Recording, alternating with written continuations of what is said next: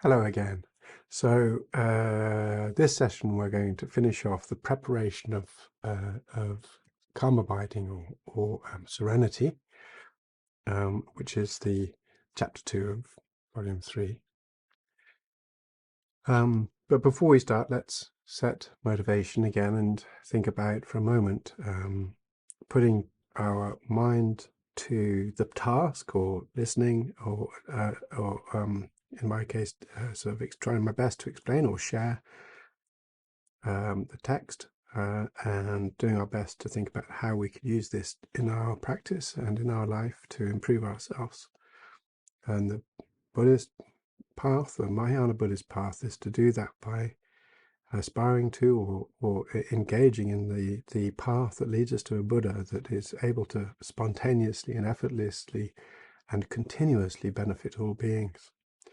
So it's from our compassion or our empathy and our sense of cherishing mind towards all beings that we're going to work to shoulder the burden of the responsibility towards all beings as our mission. And what we're doing here is we're working on how best to do that. And what we are learning is the 6 perfections. And of the 6 perfections, we're concentrating in a huge amount of detail on the perfection of serenity or calm abiding. Okay, so as I said last week, we started on chapter 2, which is to do with preparing for serenity, and we covered areas to do with finding the right location, physical location, dwelling, and other specific requirements such as contentedness, not too content, and likewise also the posture that we should hold. And although classically there's the well-known cross-legged position, I also mentioned the Maitreya position, which is considered completely fine, where we sit like on a chair with our knees bent, but never resting, not to rest on anything. Otherwise we just get too relaxed. So then what we were doing, we were talking primarily about the different types of object of meditation, and this section specifically is really dealing with objects of meditation in general, not just to do with, in fact, the types of meditation and the objects of meditation, what were being discussed. And Rinpoche was talking about primarily those which are beneficial for analytical meditation and those which are also beneficial for developing serenity. And he's continuing on this particular generalized approach to objects of meditation, which is where we basically left off. And again, he divided these into groups such as those which are beneficial for purifying, those that are beneficial for improving our ability or our skills, and so on, and those that attack our afflictions. Of course, insight is the most well-known of those. So what he was also saying is that all of these different objects of meditation were for example only. They weren't a full list. In fact, there are almost an endless number of objects of meditation. But within the scope of Buddhist practice, the object of meditation is something which brings virtue or brings us towards happiness or providing happiness. So happiness not in terms of just the moment, but also the causes of happiness. So long-term happiness over short-term happiness. So this is the primary part where we're going to be looking at.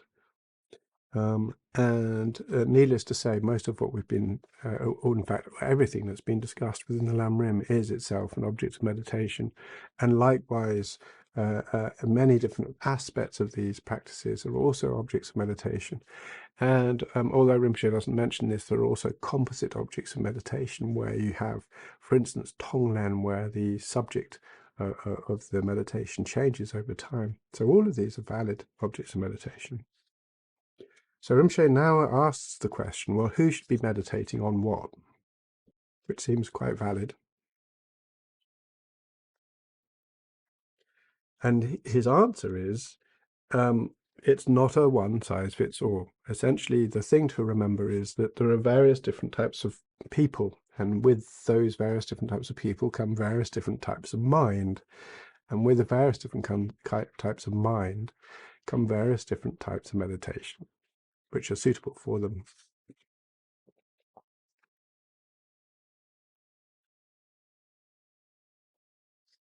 And he says, primarily quoting from Asanga. Asanga, if we remember, was I think 4th century monk who was very, very important in terms of the development of Mahayana across the whole world.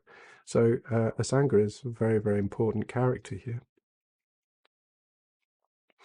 So he said, essentially, if we have the practitioner, as he says, a monk yogi, but a practitioner of yoga, or a practitioner of a path, a sincere path treader, if that path treader is fixated on attachment or attachment behavior, then it is better to focus the mind on ugliness. So this is in terms of sort of desire attachment, so towards people or towards bodies. So if you have a fixation on bodies, then or attraction to bodies, then it's a good idea to focus on ugliness. If hatred dominates, then it is better to meditate on love. If ignorance, then to meditate on dependent arising, and also the Four Noble Truths. And if pride dominates, then to focus on the nature of the elements, the 6 elements. So this way is like saying the 6 elements is the classic one, but it works just as well if we prefer to use modern chemicals or particles. Essentially, what we're saying is, how, what does it mean for me to be proud if all I am is chemicals, right?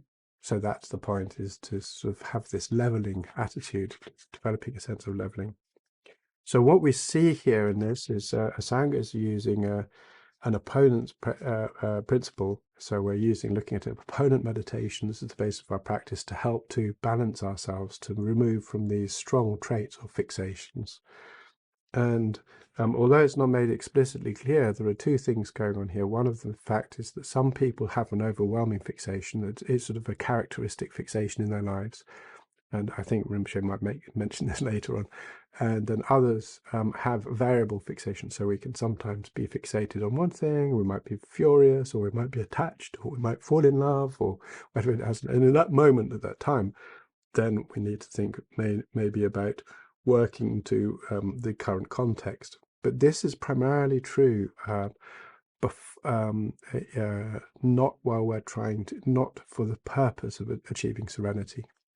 So when we're trying to achieve a serenity, we would want to concentrate primarily on one topic, and therefore it is acceptable to focus on this, both with analysis but also with concentration, if we have a very strong characteristic, a very strong fixation.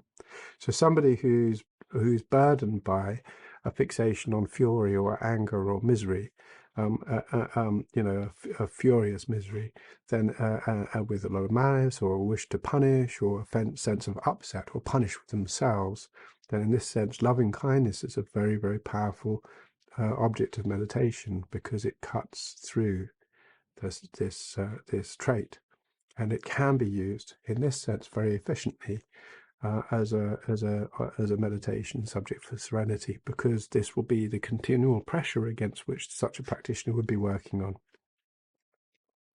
So within that, there's this idea of saying that we need to be able to recognize ourselves, we need to know ourselves, and then within that, what we want to do is to say, okay, well, if I have this sort of a preponderance to one side or another, would it be good for me to work on that as the basis of establishing my serenity? Because if I don't work on that, I won't ever get serenity.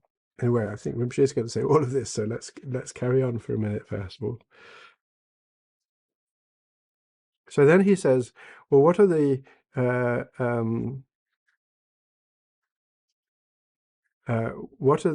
the meaning of object of meditation? We're talking about this word object of meditation. What does this really mean? And so he provides some synonyms, and he says points upon which the attention is kept. So something that we are attending or keeping our attention on, or the meditative basis for concentration, right? Or and again from Sravaka levels, which is a Sanga's text, the image is called image or sign of concentration, or object in the domain of concentration, or technique of concentration. In other words, the subject that we're focusing on, or the door to concentration, the basis of attention, what it is that we're putting our attention onto, and so on, the body of internal conceptualization, and the appearing image.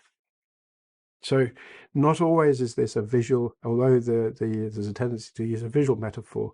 We're really talking not about using our visual cortex, we're using our mind. So we're using, I mean, maybe we're using our visual cortex, but not connected to our eyes. We'll be using it as a part of developing a mental image, not a physical image.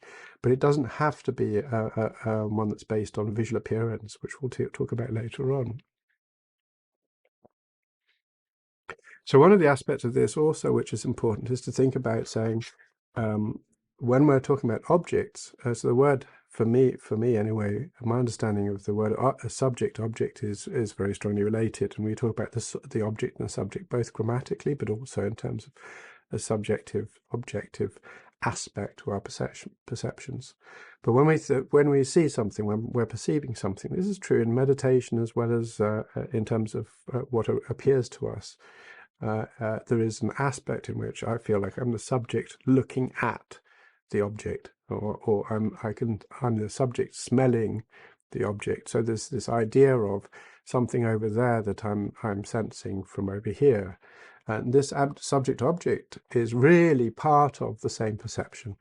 So if there is no perception, there is no subject and there is no object, right? It doesn't mean, I'm not trying to say that it doesn't exist. What I'm saying is that our awareness of it doesn't exist. Our perception of it needs to be there for us to establish a subject-object relationship with it. So we're not talking about metaphysics or philosophy here. We're just saying very simply that when I talk about that, there's some sense of perception of that, right? When I'm looking at that and I'm here, me and this, I'm with my glasses, right? And I see my glasses here, my glasses, right? Mine, special, precious. So then when I see this, it's like those are what I am looking at, right? But really there's a perception, which is the reflected light hitting the retina, and this is creating an image which I'm then putting together. So this perceptive process, from this perceptive process emerges a subject-object dichotomy. It doesn't mean that there's really a subject-object dichotomy, an existent subject-object relation. And this is important when we're meditating on things that are mental images, that we imagine sometimes when we're doing that there's a sort of a viewer and a viewed, right? So there's the viewer watching the viewed, and is actually holding up a doubled reflection of what it is that is the object of meditation. But when we're actually doing mental perception, mental visualization, there's no need for us to have this. We can if we like, and it depends very much upon the type of meditation, which we'll talk about. But there's no need for us to sustain the subject-object relationship in that perception, because it's all mental anyway. It's like when we're in a dream, right? When we're having a dream, if we have a vivid dream, the world appears to be outside of us, and it's in fact it's just a dream. So the what we see in our dreams is as much a part of who we are as the apparent subject of that dream. We're creating the entire world around us in that dream, not just the sort of living within it.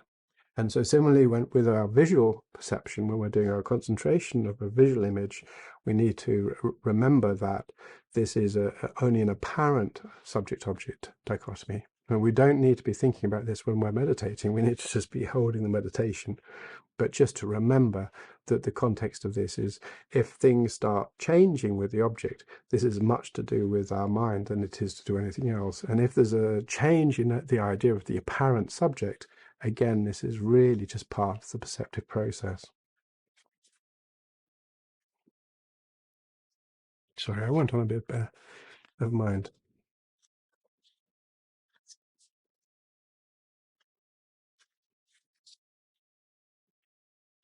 Sorry, so I think I skipped a bit on the, I missed a page.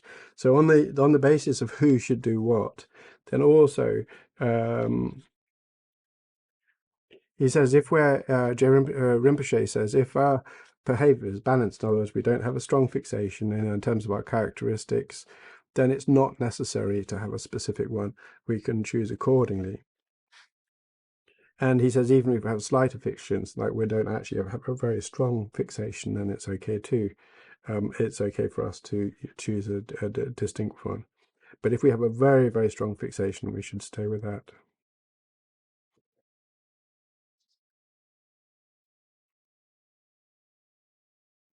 Yeah, so he says right here is that if we do have this strong fixation, then we won't get very much result unless we use an opponent meditation. Now within Tantra, and we're really primarily doing sutra here, within Tantra sometimes we use that fixation, but in order to do so we must already be trained in the Lam Rim, we must already be trained in some basic meditation techniques, and we must understand quite well emptiness, otherwise we can end up confusing or conflating what it is we're doing. So in that sense it's a bit like saying if I can recognize that actually, and we can slightly see it within the sutra tradition. So if, for instance, I can recognize that my fury, which is at people or myself, for instance, or whatever it happens to be, and I have this agitated mind that's always going sort of fixated on this, how everyone's just terrible or whatever, or the man or whatever it happens to be. If I'm able to actually identify that the object of my fury is ignorance in general, ignorance, the state that binds us to samsara, then I can then I can use that, right? So if I can identify correctly, then I can use that as a basis. But I have to be very careful, and we have to be very careful that I'm really recognizing specifically that the nature of ignorance as the object of my iration, of my agitation. And it's very powerful. So sometimes if we can redirect, sort of rather than try to cut back at the energy, if we actually redirect her or slightly manage our energy, so we still have this agitation, and we can direct it at something that's actually in accordance with the Bodhisattva path rather than against the Bodhisattva path, then this can actually be beneficial for us. And there are some aspects of especially this sort of fixation which are actually very powerful. For instance, sustaining mindfulness is much easier if we're engaged with it, because our mind naturally gravitates that way, right, rather than gravitates against it. So there can be some advantages, but again, this would be something that really requires very, very careful study and understanding of the process beforehand, before we really start engaging in it.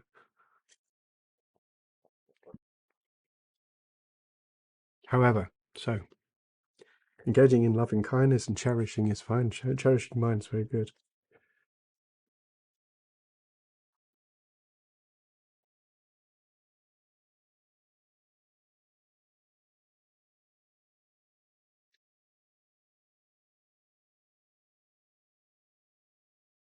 So likewise with this, sorry, I'm slightly going on one here, but it's like with this, if we're depressed or depressive, or we have some issues with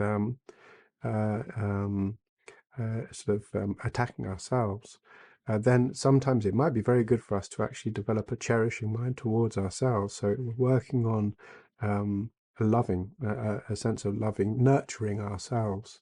But we must be really careful not to spoil ourselves, okay? So the idea is to say, I'm fine, I'm okay, I'm good, I'm able to do these things. I'm not, I'm doing my best, I really am. I'm not, I don't need to demonize myself. But to sort of then say, oh yeah, nobody else matters, or to forget the scope of everybody else, then this would become an error. So we need to be able to really work carefully if we want to unpick some of these things, especially because essentially self-cherishing mind, which is the idea that I am something important, is what we're trying to cut. So if we have a self-anger, this is really a form of self-cherishing. It might be better, and it might be worthwhile taking further advice on this, but it might be better for us to work on cutting the identity aspect, the not identity, the self-grasping nature of this, rather than to work on self-cherishing. So the point here on sort of nurturing.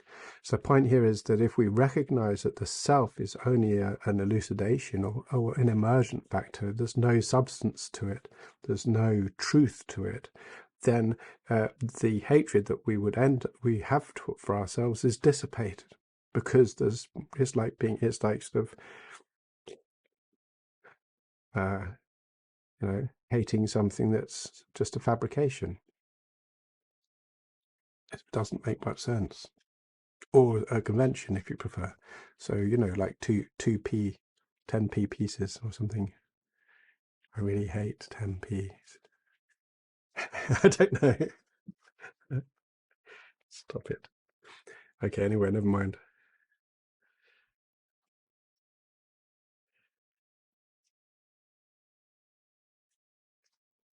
So generally, though, however, is normally with fixation is most of us don't have a very strong fixation in fixated characteristic. So most of us were working in the general case rather than the specific case. So he says here again, in terms of working on meditation for the purpose of developing expertise. Remember, we were talking about this earlier on our last session.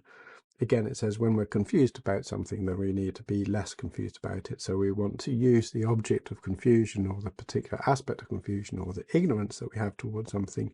We need to meditate on that to adjust. And therefore, for instance, if there's confusion about things like what a person is, or what life is, or what a rebirth is, then we need to think about the aggregates. What makes a person a person? Again, likewise, if we're not sure about the nature of materials, or how things arise, and we can think about the constituents, these elements. Again, also, if we want to look at how things arise in our mind, then we need to think about the senses and mind, neurology, if you like. And again, if we're ignorant about things like impermanent suffering and selflessness, then we need to concentrate on the Four Noble Truths and the 12 dependent links and so on, as well as the expression that's used in the Sravaka level by Asanga is what is and what is not possible. And this is primarily talking about causality, how actions have consequences. So this particular aspect is what is meant by karma here.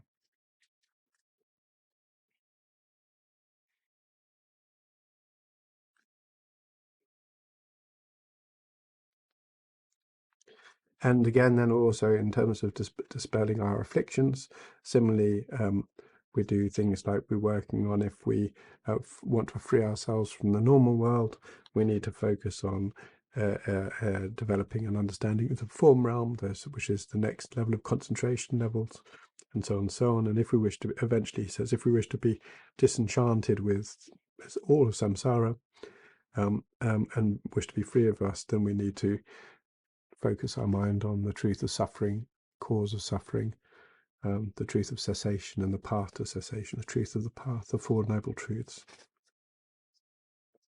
And he said all of these can be used both for analytical meditation and for stabilized meditation with serenity.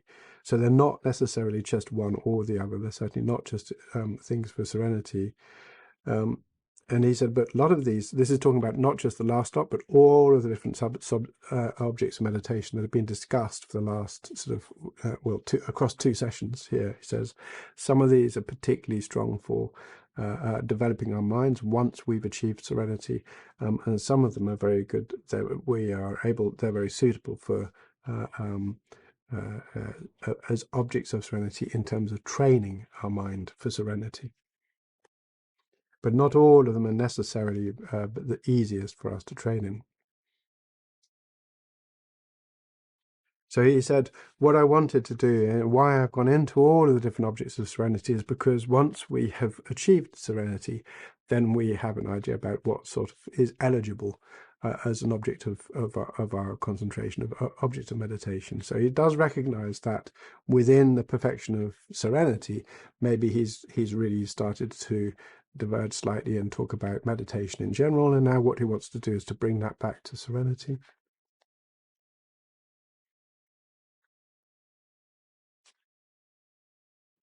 So he says, from all of these different objects, I've explained on which of these objects of meditation should we use to achieve serenity. And he said, still, there's no definitive object. Again, it depends upon the individuals.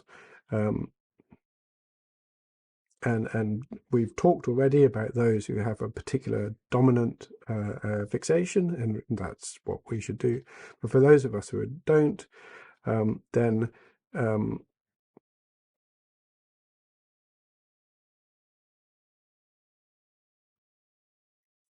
in that sense we should not necessarily do that. He does say, however, here, if we have a predominance of thinking too much, of discursiveness, of or being too analytical, then we need to meditate on the breath.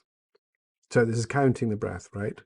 Most of us are familiar with this. So as an introductory meditation, this is very good for doing this.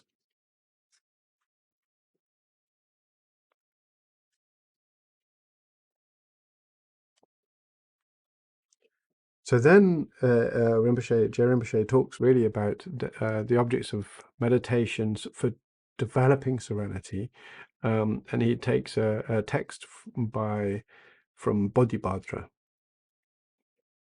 I'm pretty sure that this comes from tantric sources rather than non-tantric sources, but here Bodhibhadra breaks down some of the ways in which we can look at that. So he talks about primarily those which are looking inwards and those which are looking outwards. Of the ones looking inwards, he divides into two: those that focus on the body and those which focus on what's the basis of the body. Of those on focusing the body is going to be threefold: focusing on the body itself in the aspect of a deity, which is tantric; focusing on ugliness, such as skeletons, which is a sutra practice. So what does that look like? That basically means what we do is we sustain our concentration based upon recognizing our skeleton, our personal skeleton. So it's like inside the body, inside the flesh is the skeleton sitting here, right? And that's the basis of the focus meditation. And then sometimes on specific objects that we imagine that we're having, and this would be again tantric, such as a gesture or mudra or an implement that is held by the deity in the tantra. Focusing, and then he goes on to what is based on the body is fivefold: on the breath, on subtle divine insignia. This would be like mantras or seed syllable visualizations rather than recitation. On the drops, this is a type of subtle energy within the body, or focus points in the body. Focusing on the aspects of light and the sort of light rays and energies and things like this, and then also on delight or bliss, just focusing on these things. So then he said this is inward, and then outward is then based on special and common, and the special is twofold: on a deity's body and then a deity's speech, and then the common ones are those which we find in sutra. Now, I think it's important to recognize, especially for those of us who have no Tantra context, it seems a bit like mysterious and rather exotic. And indeed, it's probably worth mentioning that a lot of these are, even within a tantric context, not necessarily the best objects for us to practice in terms of developing serenity if we're early in our training. Tantra itself is divided into the generation stages and the completion stages. Now, there is some other areas where there are more divisions, such as in Dzogchen, but in most of the tantric schools, there's a general division into a Kyerim generation stage and Dzogchen, which is a completion stage. Now, within the Kyerim, the main aspect is to work very similarly in terms of developing a very, very powerful practice, which is engaging in virtue continuously, engaging the bodhisattva path continuously, and at the same time developing a very, very powerful serenity through using techniques. And once we've developed that serenity, then we can start using, practicing or engaging in Dzogchen. Without that, then really Dzogchen, we could do some practice, like sort of, pretend or imagine what it would be like to do. But it's going to be very, very almost impossible to actually trigger, or possibly, I mean, I don't want to say impossible, I don't know, but I think it's unlikely that we'd be able to succeed at Dzogchen without having developed the serenity that we're looking at in this case. Dzogchen is just completion stage. So anyway, so these sorts of things are, I think, really a bit out of scope for us here, really. So I don't really want to go into too much detail about it right now.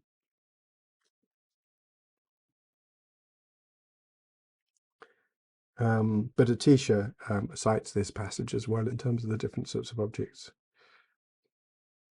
So Je Rinpoche is now going to be he's going to be talking quite a bit about the benefits of using the image of Buddha as the basis of our meditation. And I would argue that there are probably two fundamental, apart from those people who have a strong fixation in terms of their characteristic, there are those sort of two general purpose approaches. So, well, or three. So I'll say two, three, four. Two would be the Buddha and the mind. And the third one would be the breath. So I have a bit of an issue with the breath, which we'll talk about. But, it's clear in the text the breath is recommended as a good way if we have a lot of discursiveness. If our mind is too rough, then we can always fall back on the breath. And then the other two is working on the mind, which is similar to what's found in Mahamudra or in Dzogchen or in Zen. And then there's also those which are concerned with a mental image. And the mental image in this case would be Buddha or an aspect of Buddha. So here, what we're going to do primarily, both of these are all legitimate according to Je Rinpoche's tradition. So there's nothing here that he would disagree with, I think.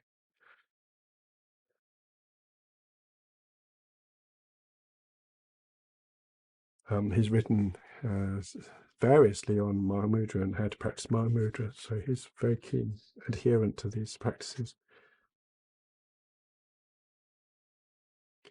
So he says the advantage of being able to keep our attention on a Buddha, on the form of the Buddha, is that it helps us to recollect Buddha. And that itself gives us benefit. So we retain an aspect of what it is that we're trying to achieve, but likewise it keeps us aware of our refuge, and it embeds a particular reference point for us, which is going to be very strong. He said not only that, and he'll talk about this later on, is it'll help us in terms of when we're doing our meditation, such as prostrations or offerings. We'll be able to visualize the Buddha more easily when we're doing that. And also essentially will help us when it comes to things like confessions. We can use a strong visualization, but likewise also in terms of restraint. So one of the aspects of this, which I can relate to, is when I was at the center, living at the center, one of the common meditations we did there was Ganden Lagir, which is a practice, meditation practice based on Lama Tsong-kha-pa. And in that, at the end of it, it says, please place yourself in sort of like, imagine a small version of Lama Tsong-kha-pa on top of my head. And stay there forever, and then after that he comes down to heart and stays there forever. So this is a way of, it's called a guru yoga. So remembering that I had sort of Lama Tsongkhapa on my head all the time was very good for restraint, because if I was going to do something which was naughty or wrong or mistaken, then there's like my Buddha up here saying, well, why are you doing that? And it's like, oh, no, I don't want to do that. So it was sort of like quite clever.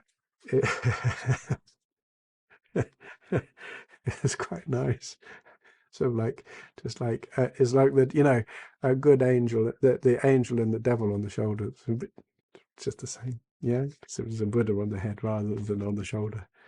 And there was no devil, so there was no argument. The argument was always very much one side. It's like, well, there's no argument here. I'm not going to argue with my teacher. Yeah.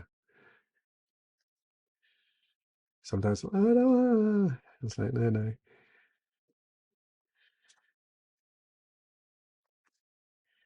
So,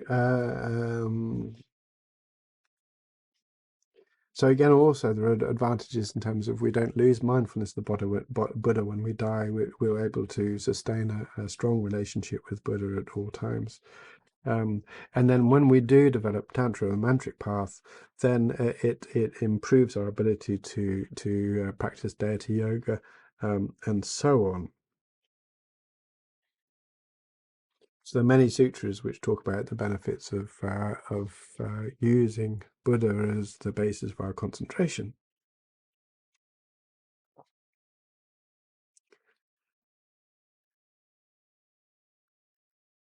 So he says, okay, well, fair enough. I'm selling this. This seems like a reasonably good, easy, resonant, pretty straightforward, quite compelling arguments for doing this. How would we do that? Well, how would we go about doing that?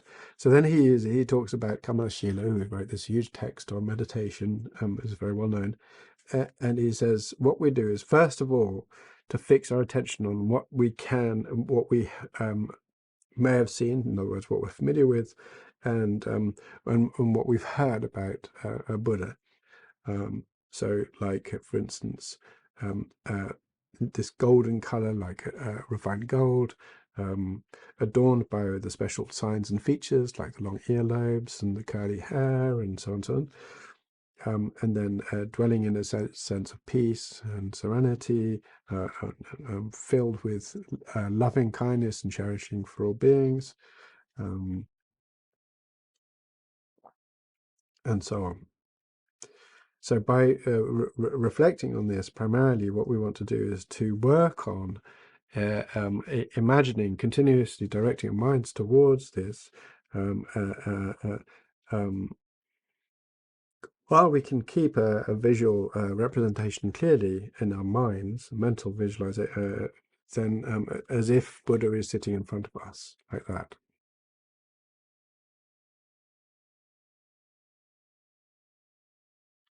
So there are two ways in which we can do this, Rinpoche says. There's one where we just imagine the form, just like just the form, the visual image of Buddha, and the other one is actually imagining Buddha is actually present.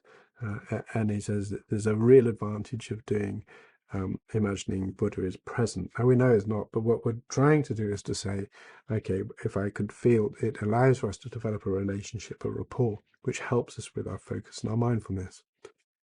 It also, again, helps later on in our deity yoga practice. So he says it's ideal, really, for us to use a visualized, not a physical, a visualized representation of Buddha, image of Buddha, as if Buddha is present and is existent within it in front of us. He says the best way to do this is find a picture or a representation, a statue or whatever of Buddha that you find that you're very familiar with, that you really like, that you can relate to, that you find is powerful and strong, and then use that, become familiar enough with that to be able to then recollect it. Now, some of us say, oh, it's really hard to recollect a picture. But if I say to you, okay, Mona Lisa, it's actually, very easy for us to say, oh, Mona Lisa, yeah. So if it's easy for us to remember Mona Lisa, then it shouldn't be that hard for us to remember a Buddha. So we just need to select a representation that we feel comfortable with, and we can do that. Lama Yeshe famously is one of the founders of the FPMT.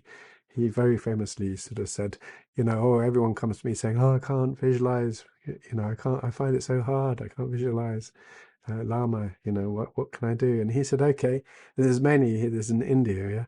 And he said, okay, so how about a nice pepperoni pizza? And they're going, oh, and he says, oh, we can see the cheese. And I'm like, oh, yeah. He says, you can visualize. Go away.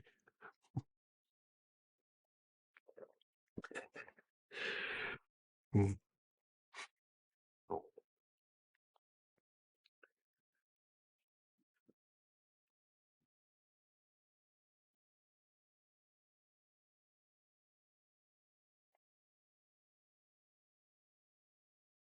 So is that also, if you can't find a picture or an image that you feel really familiar with, then you can just use the texts or whatever descriptions you have, and you can compose your own. But what you want to do is to stabilize that image. So you don't want to change it too much. You can let, in general, you're going to start off rough, and it's going to become more and more clear.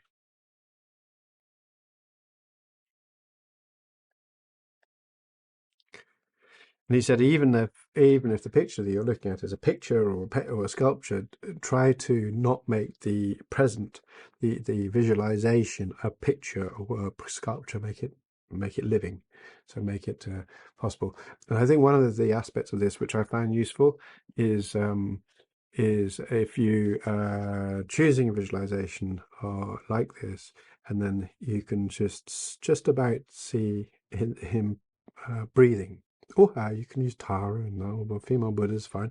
It's not a gender thing. So then and there's just a breath. So there's not blinking, content, happy, looking at us directly. Then there's very powerful. So that eye contact is a very, very powerful way of us helping to focus our mind, looking at us, and very content, very happy, purely loving, able to um, wishing us to become enlightened, wishing us happiness, no anger, no disappointment, none of this, right? This is our side, this is our problem. Buddha doesn't have any of this sort of disappointment towards us, or disregard, or disappointment, nothing like that, right? So there.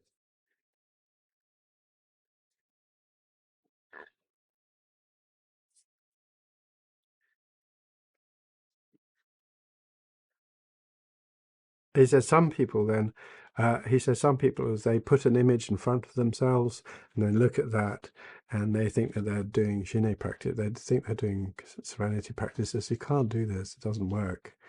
And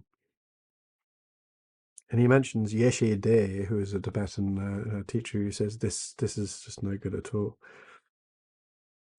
Primarily, this is because he says concentration is not achieved in the sensory consciousness, not from us looking. So us staring at a candle or staring at an image or doing anything that involves sensory awareness is not particularly of any value whatsoever.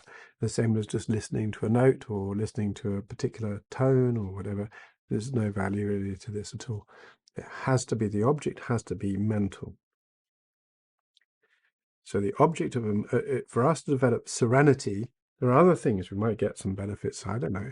But in terms of developing serenity, in terms of developing our training, our mind training, we have to be using a mental image. And this particular issue is where I slightly have to be question whether or not the breath is efficacious, because the breath is actually a sensory. But I think the answer to that is as we first of all concentrate on our breath, we begin more aware of monitoring our response to the breath. But we'll talk about that later, maybe.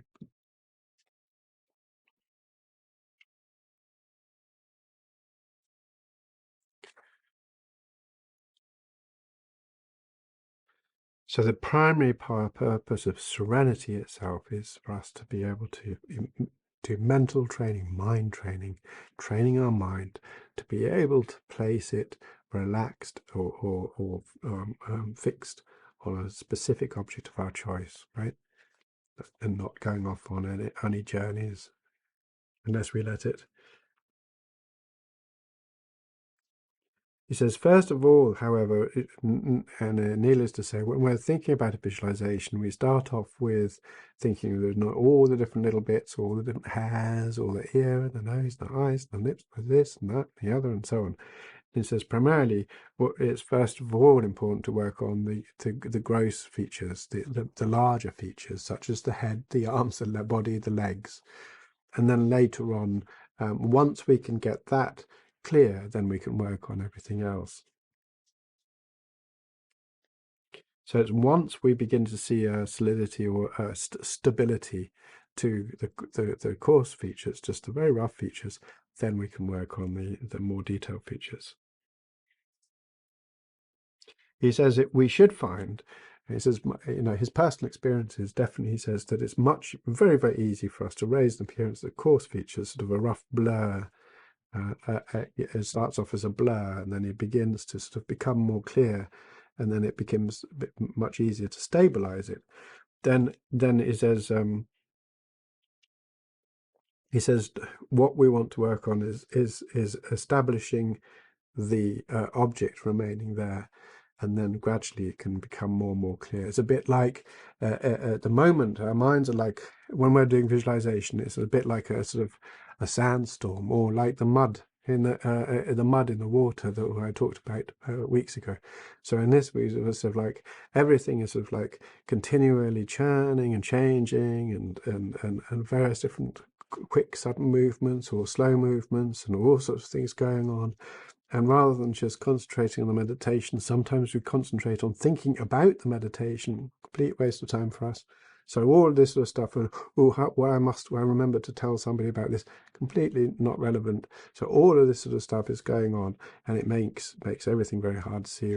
So as our mind begins to settle, then things become much, much more clear for us. Right? But first of all, what we're seeing is a bit like seeing a light in a sandstorm or in a snowstorm. It's sort of like something over there, and then as we walk towards it, we become more and more, the snow lightens, becomes more and more clear for us, and we're beginning to be able to see it correctly.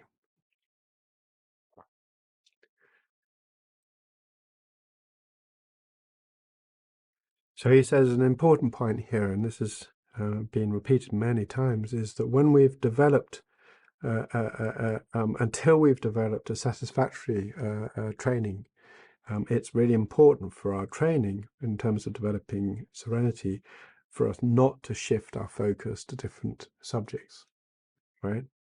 So if we've already chosen an object of meditation, which is a mental object of meditation, and you're like, oh, listening to this and think, well, maybe I should do better, stay with what you've chosen, don't change it. If you change it, then you're going to find it difficult to compare and contrast or whatever. Having said that, if you're new to training, or you feel that really you've, so far, maybe you missed the point or training, or you didn't understand how to do it correctly, and it's like, okay, well, I want to start again, and there's a sort of a distaste towards your prior object of meditation, then maybe it's okay. And again, if you're new to training in meditation, then the thing is, it's sometimes useful to try different objects of meditation and work on those and see how you feel about it.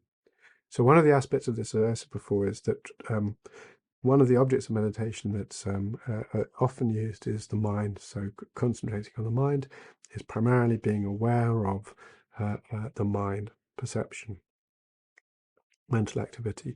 And this is similar to the breath. So possibly one of the reasons why we concentrate on breath at first is because it's just watching the natural process without engagement.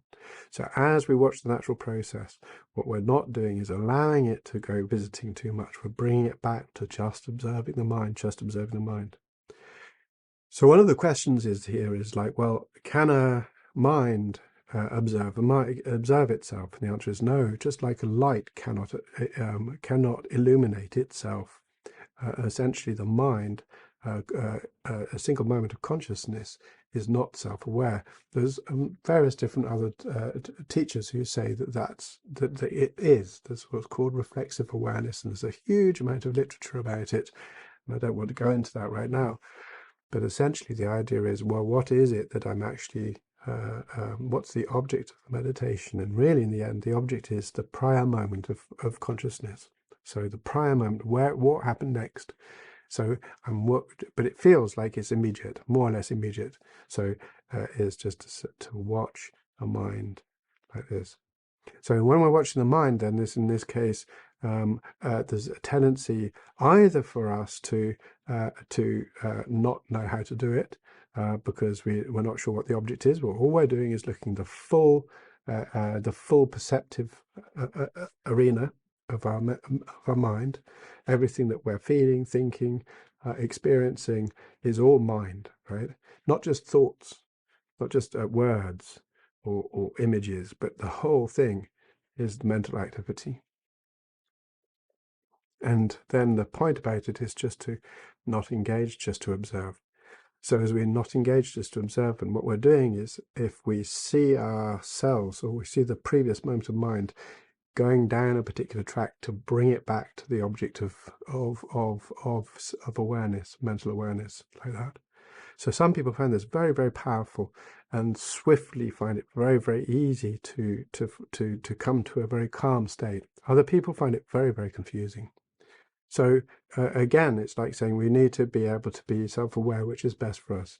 In terms of visualization of an image, some people find this very easy and trivial to visualize an image, sustain an image of Buddha or whatever it is. Generally, sort of here is where it's kept in the mind, like this, and can sit there. And one of the advantages of using a visualized image like this, which is where it's just sustained there, is that as soon as the mind's distracted, the image goes. So there's a very, very strong link between the visual, the sort of imaginary perception of it. So we're not we're not creating it out in terms of when we close our eyes. It's not like we have to actually make it appear in our eyes. We're not actually painting on the back of our eyelids, but we are imagining it just as we would imagine the Mona Lisa or a pizza or whatever, right? So it's like that, right? And we're imagining it just there, and it's alive. If it's Buddha, breathing, just watching us gently with kindness and loving kindness and so on. If we can do that, that's very, very powerful. So we have to see which is best for us, really. And in the end, I think training in mind and breath awareness is very good if we're distressed and we just need to bring ourselves into down a bit. That's fine. But in the end, we need to work on a mental training, mind training. So one of the aspects for instance, Rinpoche says, I think I actually skipped it by mistake.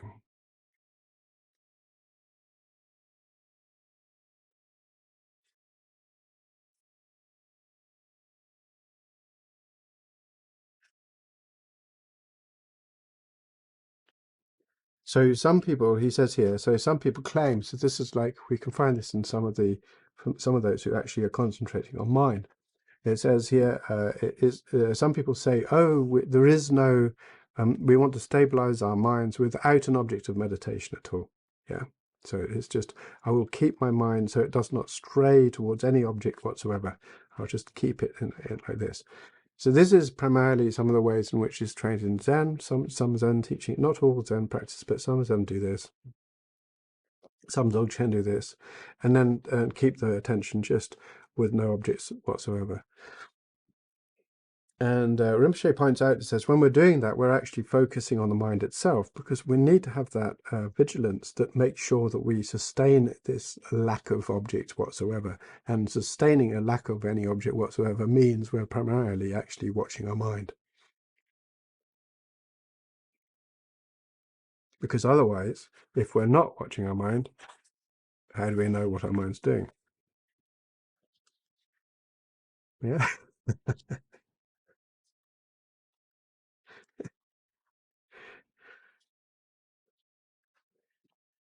So this way we can look at these two things.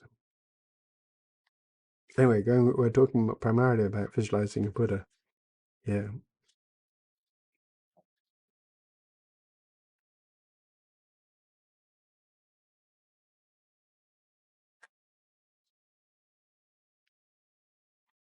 So again, is like he cites Rinpoche cites Aryasura and also Kamalashila, saying we need to solidify our mental reflection by being firm on just one object, right?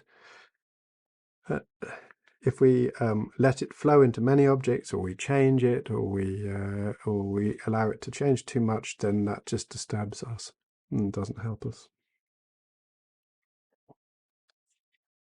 It's a bit like if we're in the gym, we're working on our own rowing machine. We're meant to do like 100 of these. I don't know. And then we see the spinning machine or whatever, and we think, oh, okay, do that. We actually do like 3 or 4 rows, and then we go over to the spinning machine, and we're like, oh, let's spin and try that, and then we go over to something else and pull some weights, and we do that for like 1 or 2, and then we go. Then essentially, we're really not putting our effort into doing anything except for wandering around the gym. So it's like we're not really actually managing to achieve the goal of the purpose of those exercise machines. What we need to do is to really work hard on just the one. In this particular case, obviously the gym metaphor only works to a point, but what we're working on is just this single point.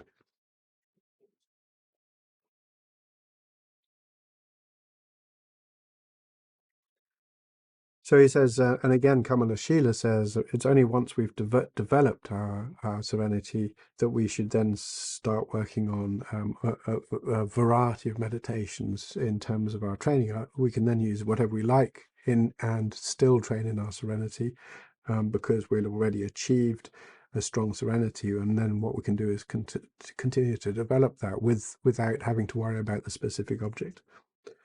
But first of all, he says, and also, I mean, this is something that's not mentioned directly here, but for instance, developing serenity, sustained attention on the 18 emptinesses requires us to, having developed, or any of the emptinesses, having developed serenity first. If we try to do it without serenity, we just find it, our mind slides too easily. So therefore, he says, so once we've chosen, so he's using the Buddha as an example here, so once we've found the object of meditation on which to keep our attention, this is how we should do it. First of all, like he says, in sequence, start off with the head, place the 2 arms, the trunk of the body, the 2 legs, go back to the head, 2 arms, trunk, 2 legs, and he says,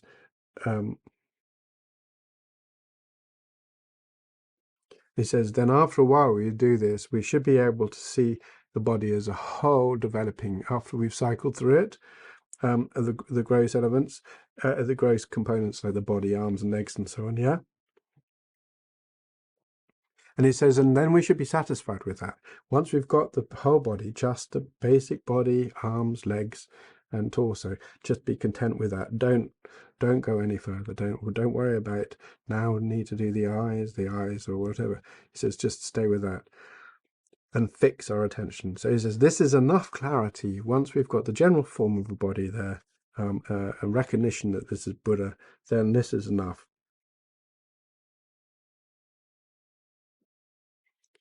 He said, if we are dissatisfied with this, if we're not content with this, then we're going to actually fail to fix our attention on it, to sustain our attention on it.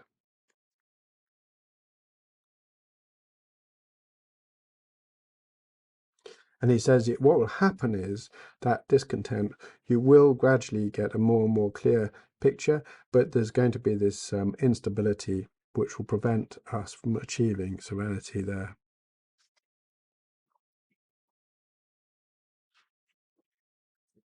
So he says the point is, remember, what we're trying to do is to sustain this focus, sustaining it and keeping every single moment. So moment to moment to moment to moment to moment, every single moment, the whole time is to sustain attention. And when we do that, when we're sustaining our attention for the whole time, then it doesn't matter if the appearance is rough. What we're doing is essentially establishing the continuum of our mindfulness in that sense. He says this way, in fact, what will happen is we'll develop concentration quickly. And he says once we developed concentration quickly, once we've got the ability to sustain that focus, then clarity arises naturally. And then he says, and the clarity then will become very, very clear. It's much easier for us to sustain clarity. So he says, don't work too much on the clarity first, work on sustaining first. And then clarity comes of itself.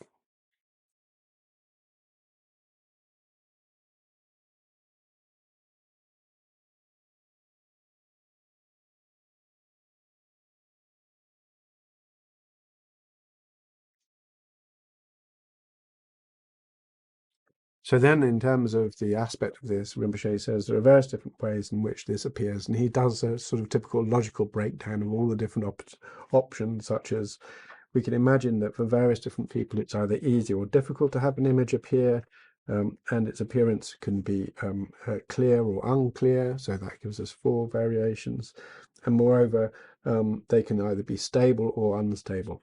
So it might be I find it very easy to have it there, but it's unclear and unstable and so on. So all the different permutations of that.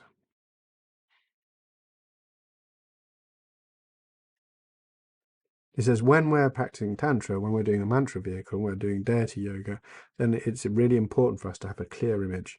So until this arises, we must use many methods for developing that. But however, within this context, which is outside of mantra, he says if you find it really, really difficult, substantially difficult to use Buddha, then don't feel that you must just because I've said it. And in fact, he says use an object of meditation that's suitable for you, and use that, because the primary purpose, remember, the primary purpose is for us to develop a concentration on serenity, to develop our serenity. So if it turns out that after all that he said about Buddha and so on, or I said about mind, and you find that actually in the end you find it much easier just to sustain a meditation on, let's say, a mustard seed, then that's fine. You use mustard seed or whatever you want to do. All the meditations that are given, the Dhamma meditations that are given.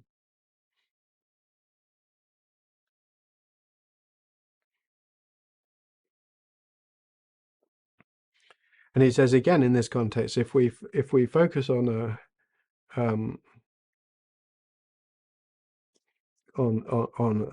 deity or a Buddha, and we can keep our attention, but the image isn't appearing, then we'll be frustrated by this. And again, this will prevent us from achieving our aim. So find an image that you can make appear, which is neutral or beneficial, ideally is beneficial, and then use that as the basis. So in terms of beneficial is one which is obviously belongs to the Dharma, any of the meditations that he described earlier on, and likewise also neutral is you don't want to have something that's going to develop a desire or a grasping mind or an aversion mind. So these things are not so good then. So pizza's not really good. Mona Lisa's not really good. These are good indicators of how we can visualize something, right? Yeah.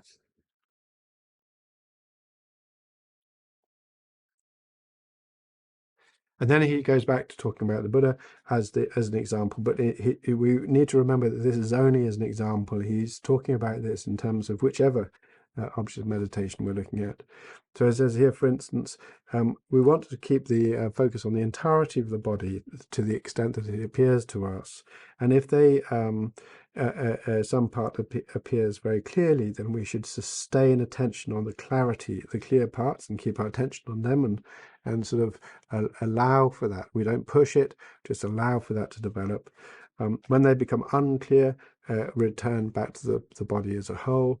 At the time, he says, there also might be an uncertainty about color, like we're trying to make it golden, but it appears red, or the shape, like we're trying to do sitting and then it's lying or standing, or the legs vanish, or whatever it happens to be, or like we're wanting just to be like 2 arms, 2 legs, and then we can't find one of the legs because it's crossed or whatever. This all has happened. Then this sort of thing is or the size changes, or we're trying to do just a small image, like it's like a thumb there, and it's huge, like massive, or we're trying to do a large and it's just too small, it goes way, way too small, or any of those, then it's not good for us to allow that to happen, right? What we need to do is to bring it back to the original object of meditation, with whatever it happens to be as the object of meditation, the original size. So once you've determined the size, Like sometimes you say the top of the thumb at arm's length, here about the same level as the eyes, this is fine, right? There. Then you put it there, leave it there, keep it there, and that's your object of meditation, right? Until you achieve serenity. Or not. Or here, or there, or there. Okay. So whatever you feel, whatever we feel comfortable. So then that's like that. And then, or mind, just the mind. So like that. That's okay.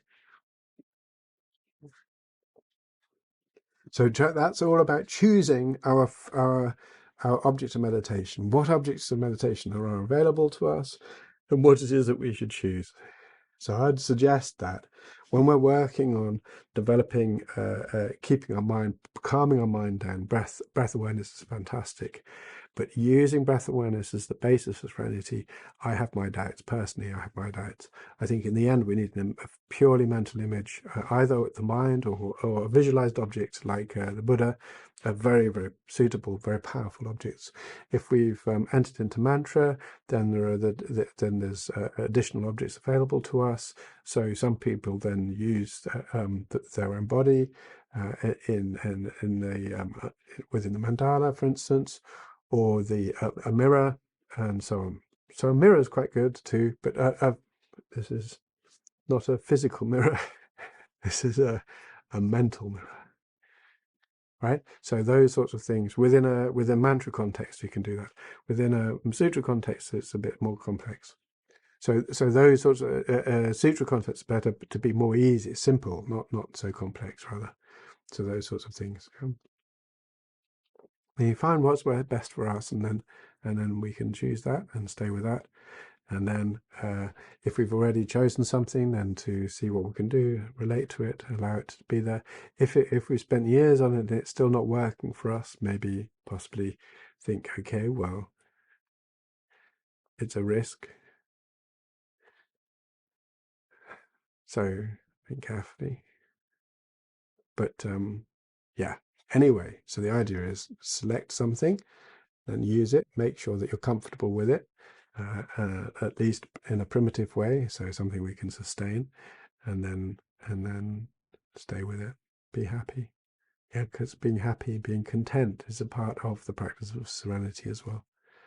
And then when we're doing that, there's the next week, we're going to talk about how to sustain, how to keep our mind on the subject that we've chosen, right? Or the object. Now, so far we've talked about what meditation is and how to select a meditation object. And now we're going to do is how to sustain our serenity, how to train ourselves with that meditation object. Okay, anyway, so that's that. Any benefit from this is definitely towards benefiting all beings, working to improve myself through the practice of the six perfections and all the other aspects of Dharma, considering always the cherishing and love for all beings, willing to open my mind and to change within in order to be able to serve the needs of all beings. And for that purpose, I am developing serenity. So let's just finish off with a couple of minutes of whichever object of meditation we might like to try out.